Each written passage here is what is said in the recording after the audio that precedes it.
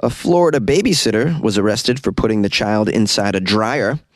Florida teenagers took turns shooting each other while wearing bulletproof vests. A Florida woman beat up her dad after there was a delivery of a sex toy. A Florida man impersonated a police officer for a discount at Wendy's, and a bonus Florida story that I won't mention right now. You'll have to wait and see. These are the stories for Friday on Weird AF News, and as you know, they're all from Florida because it's Florida Friday. Yeah, come on. I'm going to lead you into the weekend with some degenerate Florida behavior per usual. Enjoy. A Florida babysitter put a child inside a dryer and spun him around, according to the police. I can really relate to this, not because I was spun in a dryer as an infant, but because I'm doing laundry right now. So let's find out why she put the child in the dryer and if she still has a job. A babysitter put a boy inside a dryer. The boy told this to investigators. The boy said that the babysitter named Amber, you can't trust a babysitter named Amber because this is a future stripper. Amber Chapman put him in a dryer, closed the door, and he, quote, went round and round. She put me in and I went round and round. She said, you want to go round and round? You earned it. I was a good boy. I got to go round and round. Now I got a head full of lumps. It says here, Amber is age 35 of Eustis, and she's facing an aggravated child abuse charge for spinning a boy in a dryer.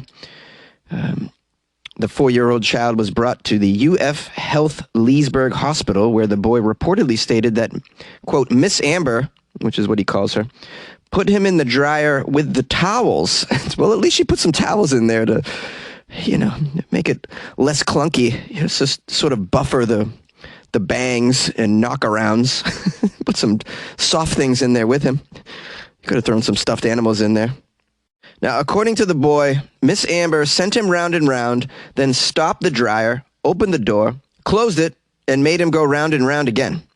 He was examined for injuries, and the medical staff stated that the boy had several bruises on his face, back, and ears. Yeah, and probably brain damage because of this idiot.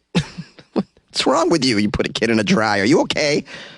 Now, the arrest affidavit states that probable cause, of course, exists for Amber to be arrested for child abuse, of course. And you have to watch out for all babysitters in Florida, I'd imagine, because they're all on chemicals, all of them, even the teenagers. You can't trust a child with a Florida babysitter.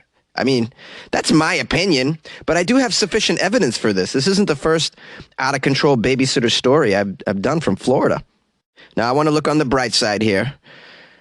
She only put him in the dryer. She could have washed him as well, and that would have been a real disaster because then we're dealing with a possible drowned child. And she also could have just drove to Walmart and sold the kid in the parking lot. That happens quite a bit in Florida as well. So, just trying to look for the hope in the story. There's not much. A Florida teenager was killed as he and another boy took turns shooting each other while wearing body armor. That's right. This is a legit title of a Florida story. I mean, the level of dumb here, so sad. A 16-year-old was killed as he and another teen took turns blasting guns at each other while wearing body armor. Of course, the shooter was arrested, but another teen was arrested as well with connection. It sounds like they were having a body armor party. Is this a new TikTok challenge? Oh, please, man. I can't handle these. The police say they received a call about a shooting on Thursday at 7 p.m. When they arrived at the home, they found Christopher Leroy Broad Jr. shot. He was taken to the hospital and unfortunately died as a result of his injuries. Through the investigation, it was determined that 2 boys were taking turns shooting at each other while wearing a vest which contained a form of body armor. The police even obtained some cell phone video that was captured by an 18-year-old who was also present at the time of this body armor party in the basement of a Florida home. The video reportedly showed one boy holding a bulletproof vest and a 9mm gun up to the camera and asking if, quote, they had ever seen anyone get shot with a bulletproof vest on. Yeah. And now these are someone's terrible last words, unfortunately. It says at one point in the video, one boy shoots the other who's wearing the vest. The boy nods, and then The other boy shoots him 4 more times. Unbelievable. Shoots him once, nods, and shoots him 4 more times. I mean, he gave consent, but still. This is just so dumb. And, I don't even know if we can make this funny. I really don't. Where are the parents, by the way? Where are the parents? And why is all this body armor and ammunition available to some teenagers? All of this is so insane. It's just, we live in such a crazy damn world. Jonesy, you had a vasectomy, right? Yes, I did. Thank you for reminding me that I had a vasectomy. Thankfully. Can we get a fundraiser going to get these kids out of Florida? Let's give them a shot, guys. I mean, I don't mean like give them a shot. This kid got a shot. The wrong kind of shot. I mean a shot at living a full life. Living beyond the age of 25. I mean, what's the lifespan of your average Floridian? Oh, I did a little study here because I was curious. You'd be surprised. Florida is actually ranked 10th in life expectancy at birth at 80.2 years. Florida has one of the higher rates of adults who smoke, one of the lower median household incomes, and a higher poverty rate than a lot of states as well. I'm surprised the average Floridian lives to 80. I really am. But this is what the data is saying. Still, we got to get the kids out of there. Come on now. A Florida woman beat her dad after the delivery of a sex toy.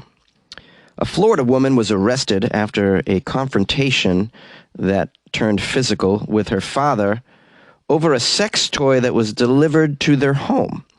According to the police, on Wednesday, Victoria Marson, age 18, she placed an order on Amazon that her dad retrieved and opened when the delivery came to the house. To the 50-year-old man's surprise, the package contained a sex toy. It was a strap-on dildo. According to the police, the father confronted his daughter over this delivery, and that's when 18-year-old Marson became very enraged. In the affidavit, it stated that Marson tried to grab the item from her father while she began to walk away. Then she began to kick and punch her dad in the face several times, yelling, quote, "I'm going to kill you, and I hate you." The affidavit noted that the 50-year-old father had visible bruising on his right cheek and a scrape on his nose. The daughter was charged with some domestic battery and booked into jail, later released. And that's the end of the story. Not a lot to go on here. Let me find another one. I found another source here, but the only additional information I can glean from it is that the father was very surprised by what was inside the package. Yeah, of course. He didn't expect a strap-on dildo to be delivered to his house. Maybe he doesn't even realize that his daughter's engaging in sexual activities. Although you live in Florida, you got to assume the kids are getting it on quite early over in that state, I'd imagine. Now, I'm going to raise another question. The media isn't discussing this in the stories, but given the nature of that sex toy, perhaps the father was also enraged that his daughter might be into other women. That could be a thing. Now, in Florida, I'm not sure everybody's so quick to embrace alternative sexual lifestyles, such as you find in the LGBTQ community and otherwise. So maybe the father was like, because it's a strap-on. My guess is she's not getting with a boy. Could be, because some men are into that too. But I mean, chances are he's finding out at the same time that this package comes that his daughter's into women, and maybe he's just really upset about that. I don't know. I'm just trying to put together stuff here like a detective. And if this is the case, I mean, what a shame. This whole incident could be used as a talking point about what's really going on in her life, But maybe the father in general isn't an understanding person, and she knows that. That could have happened as well. I'm just trying to wrap my head around why you'd smash somebody in the face over the delivery of a sex toy. It's hard to bring reason to Florida stories, but we try our best here at Weird AF News. There's also like a parenting lesson here, and that is just don't even open the packages that don't have your name on it, Even if your kid is living with you, don't open their shit, That's a thing. She's an 18-year-old. She should be allowed to have her life despite living under your roof. Although these kids are ordering bulletproof vests and guns off Amazon, I assume that's going on, so you got to watch out for that. I don't know how you approach this. I'm not a parent. Shit. Yay! A Florida man impersonated a police officer for a discount at Wendy's. A Florida man was arrested for allegedly falsely impersonating an officer to get a discount at Wendy's. You guys familiar with Wendy's? It's one of my favorite fast food places. And you know what? There's not a lot of them around. We only have a few here in LA. You got to actually go digging for them. And there's McDonald's and Burger King on every damn corner. What about the Wendy's? Bunnell police officers arrested someone named Jesse. This occurred on Monday after witnesses say he argued with employees at Wendy's over a discount. When the request for the discount was denied, the argument ensued. It escalated. The police were called.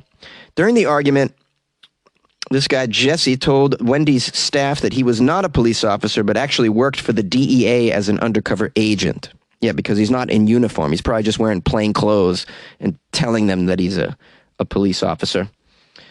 During the investigation, the officers learned that Jesse was a regular customer at the Flagler County Wendy's and that he regularly demanded this discount at this Wendy's. How long did he get away with this? When the officers searched Jesse, they found the badge that he used to impersonate a law enforcement officer in his wallet. The badge was actually a concealed weapon permit badge, which closely resembles a police badge. It was seized as evidence, of course. Now, digging a little deeper into the history of this situation, turns out this guy, Jesse, was a regular at the Wendy's for the past 2 years. The employees say he used to get a discount at the restaurant because he had a friend who was a cashier there. But then when his friend left that job, Jesse started claiming that he was a law enforcement officer in order to obtain that discount. Now, it says here that Jesse denied ever claiming to be a police officer or a DEA agent. However, he did admit to carrying a concealed carry permit badge, which he claimed that he showed to the Wendy's employees because they often asked for him to show it. Yeah, because you kept telling them you were undercover. That's why you had to keep showing it, you dummy. What a stupid thing to do. A Wendy's discount, really? Is it really worth it to go through all this to save $1.20 or whatever the hell? So stupid. Yeah, let me get 80 cents off my fries. Yeah, by breaking the law repeatedly. I mean, if you're going to try to be a police officer to get some free stuff, you know it's not going to work at a burger joint. Go to the donut shops. That's where you get your free stuff. Like Dunkin's. Dunkin's is going to hook up the cops, from my understanding. It's what I've witnessed in Boston anyways. You can't walk into any old place and get some free stuff, can you? I don't think so. Any police officers out there, you want to tell me? You could call in anonymously. Tell us the kind of free stuff you get. Like, can you get into a movie theater for free? I'd like to know. Six Flags? What are you getting in for free with your badge? I would love to know. Can you go to the ball game? Call my show, 646-450-2012. You like podcasts? You're listening to my podcast. Maybe you thought to yourself, I'd like to make a podcast. Too difficult. No, not with Anchor. Anchor has free creation tools that allow you to record and edit your podcast from your phone or your computer. Anchor distributes your podcast to Apple, Spotify, Stitcher, and more. They have advertising integration, so you can even make a little money off your podcast. Everything you need to make a podcast in one place. Download the free Anchor app or go to anchor.fm to get started. And good luck with your podcast. Good luck with your creation. Good luck with your life, man. A Florida man watched Spider-Man No Way Home 292 times to break the world record. I'm doing an extra story here for you guys. And it's a feel-good story. It's about a Florida man setting a goal and then obtaining it. Ramiro Alanis from Florida has reclaimed his record for the most cinema productions attended of the same film after watching Spider-Man No Way Home 292 times between December 16th, 2021, and March 15th, 2022. That's a total runtime of 720 hours or 30 days. That's a long time to be sitting in a movie theater. 30 whole days, a whole month. Imagine. I'm going to guess that Ramiro doesn't have a job. Ramiro previously achieved this same record in 2019 with 191 total viewings of Avengers Endgame. But then that record was broken in 2021 by someone named Arnaud Klein, who watched Camelot, first installment, 204 times. I've never heard of that movie. Wow, I mean, this is a legit battle of the dorks here, right? Okay, it says here, even though he knew about Arnaud's attempt and was expecting the news, this Florida man, Ramiro, was, quote, a little bit disappointed when he found out that his record had been broken, his previous record. He decided to attempt it again in honor of his grandmother, Wani, who passed away in 2019 before she could see Ramiro earn his Guinness World Records title. Oh, it's a very lovely, heartfelt story. Here's a quote from Ramiro about his grandmother. She was my number one supporter, and I want to remain the record holder at all costs. Before Ramiro first broke this record, it was held by Joanne Connor of Australia, who watched Bohemian Rhapsody 108 times in early 2019. A few months later, Ramiro shattered that record with his 129 viewings of Avengers Endgame. After then losing the record to Arnaud Klein, Ramiro decided to break it again by another huge margin, which he did. Here's another quote from Ramiro. If anyone tries to break my record again, I want them to think twice before attempting it. Oh, this cinephile is a real tough guy. Well, this is some Guinness World Record gangster stuff. So don't even try to break Ramiro's record, guys. He's going to come for you. Get a little information here about this record. In order for each film viewing to be successfully counted towards the record total, the film must be watched independently of any other activity. This means Ramiro could not look at his phone, take a nap, or even go to the bathroom while the movie was running. Well, I mean, how do you prove he wasn't taking a nap? I don't know how you watch a movie more than 4 times without napping. At that point, it gets kind of dull. Maybe there's a way to do this. It says here, this is something Ramiro learned the hard way when he first achieved the record, as 11 of his total viewings were disqualified due to bathroom breaks that he took. How do they know he took a bathroom break? You have to, when you show up to the theater, you have to tell them, all right, look, I'm here to break a record. So handcuff me to the seat to take my phone and give me some drugs to keep me awake. I can't fall asleep.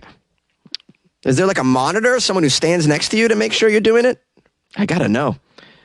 It says here also, the film must be watched to completion each time, including all of the credits. Oh, man, you got to sit through the credits? How do you stay awake, Ramiro? Oh, this guy's got some good chemicals, some good Florida chemicals. Clearly, it's going to take a Florida man to beat this record. Ramiro was already used to doing this, though, it says, as every Marvel fan knows, not to leave before the post-credits scene. Now, in addition to each ticket stub being submitted as evidence of the record, a statement was taken from a theater attendant after each viewing to confirm that Ramiro was watching the film throughout. Well, then, again, how does the attendant know?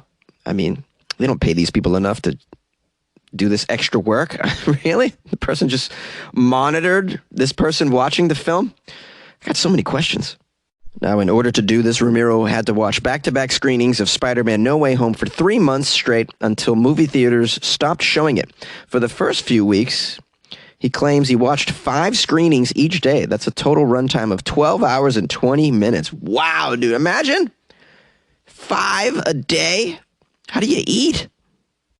Ramiro claims it was the late-night viewings that were the hardest during this record attempt. Says he experienced headaches after already watching the film 4 times that day previously. Additionally, juggling other priorities in his life and trying to stay put mentally with work, family, that was also a big challenge. Wait, he has a job and a family? How do you run this by your wife? I just don't... the most supportive woman in the world. I once met a pimp who had a wife. I thought she was pretty supportive. This guy's got to go watch some nerd film 5 times a day for months? How do you get your wife to agree to this? I mean, this is a very persuasive man. It also says here, Ramiro didn't keep track of the exact amount that he spent on the movie tickets over the course of the attempt, but he estimates that he spent around $3,400. Also, you got to run that by your wife. I'm also going to spend, I don't think we can remodel our kitchen. I'm just going to go see this film for 3 months, honey. Can we wait? Can we? I don't think we're going to be able to go to Disney. We're going to have, I got this record I got to break. At the end of the day, this is a Florida man achieving something. That's pretty cool. Most Florida men take $3,000 and put it up their nose, you know what I mean? So this is, way to go, buddy. Hello, my friends, and thanks for joining me for another episode of Florida Fridays here on Weird AF News. And I want to thank all of my listeners who sent me Florida stories. There were so many, and they were wonderful. Made my job easy. Hope you're having a nice weekend. I'm feeling a lot better, but still feeling crappy. But we got through it. We even did a bonus Florida episode. Why not? I tried to end on a feel-good note, you know. I want to give thanks to some people on Instagram who wrote me, like Rosalind. Not Rosalind. Rosalind. She says, hey, Jonesy, I have you set to play after my alarm goes off. Thanks for making getting ready for work a million times better. This is Rosalind from Jersey. Also had a nice message from, who is it here? Dan the Man on Instagram. Says, Jonesy, I'm looking like I'm crazy in a room full of people at lunch with my ear pod in, laughing my ass off. You're so funny, and you pick my day up when I'm down. I hope the best for you and have a kind day. You're the freaking man. Thank you, Dan the Man. Appreciate that.